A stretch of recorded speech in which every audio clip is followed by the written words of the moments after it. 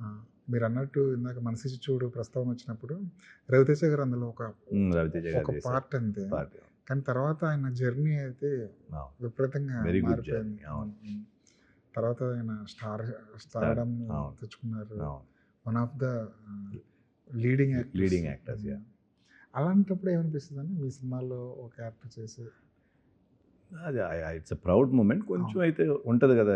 లైట్‌గా మనం కూడా చేస్తే బావుండని ఫీలింగ్ ఉంటుంది తప్పితే but nothing against him. I really happy for him. He is done very well.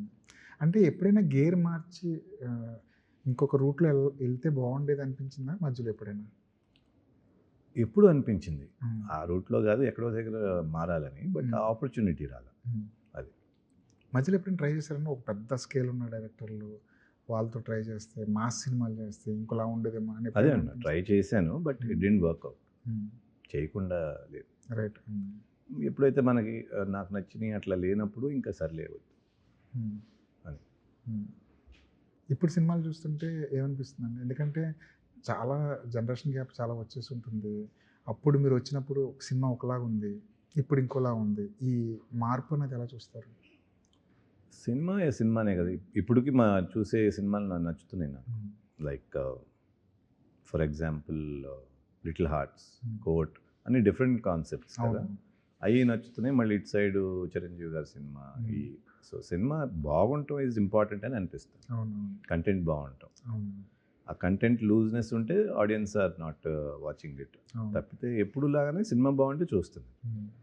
OTT వచ్చిన తర్వాత చాలా చేంజ్ వచ్చింది అని చెప్తుంటారు కదా! మీరు ఒప్పుకుంటారా దానికి? చేంజ్ అంటే ఆప్షన్స్ ఎక్కువ ఉండటం మూలాన ఇదివరకులాగా సరే పర్వాలేదు వెళ్ళి చూస్తామని లేకుండా బాగుంటే వెళ్ళి చూస్తున్నారు. అది that's only change I see. Because venues of entertainment చాలా ఉన్నాయి కదా. ఫోన్ ఉంది, ఓటీటీ ఉంది, బయట రెస్టారెంట్స్ అని, హోటల్స్ అని. ఇదివరకు ఇవన్నీ లేవు కదా అంత ఇంత ఎక్స్టెన్సివ్గా లేవు. అండ్ మళ్ళీ ఐపీఎల్. అవును. ఐపీఎల్ ఒకటి చాలా పెద్ద. So all these are like too many avenues కదా. People have choice now. ఆ చాయిస్లో ఏమనిపిస్తుంది అంటే యావరేజ్ సినిమాలకి అంత వెళ్ళకపోవచ్చు, తర్వాత చూద్దాంలే అనే మైండ్ సెట్ మారవచ్చు. కానీ ఎంతగా ఇంట్లో మనం ఓటీటీలో సినిమా చూసినా, ఎంతగా ఫోన్లో సినిమా వచ్చేసినప్పటికి కూడా ఒక థియేటర్కి వెళ్ళి చూసే ఎక్స్పీరియన్స్ అనేది చాలా డిఫరెంట్గా ఉంటుంది.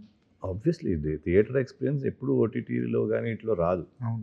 But that's a choice. మీరు తీసుకున్న చాయిస్ కాబట్టి అట్లా. కానీ ఒక గుడ్ ఫిలిం ఏ సినిమా అయినా సరే theatre experience is always best.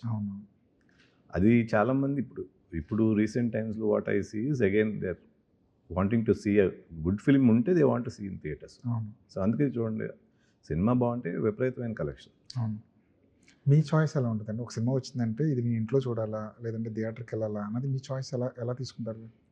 Choice కొంత ట్రైలర్స్ బట్టి, ప్రమోషన్ బట్టి, అండ్ కొంత మౌత్ టాక్ బట్టి ఇట్లా. ఈ మధ్యకాలంలో మీరు థియేటర్కి వెళ్ళి బాగా ఎంజాయ్ చేసిన సినిమా ఏంటి? అంటే ఈ మధ్యకాలంలో వెళ్ళలేదు నేను థియేటర్స్కి. జైలర్కి వెళ్ళాను ఆ టైంలో. రజనీకాంత్ గారు చాలా బాగుంది.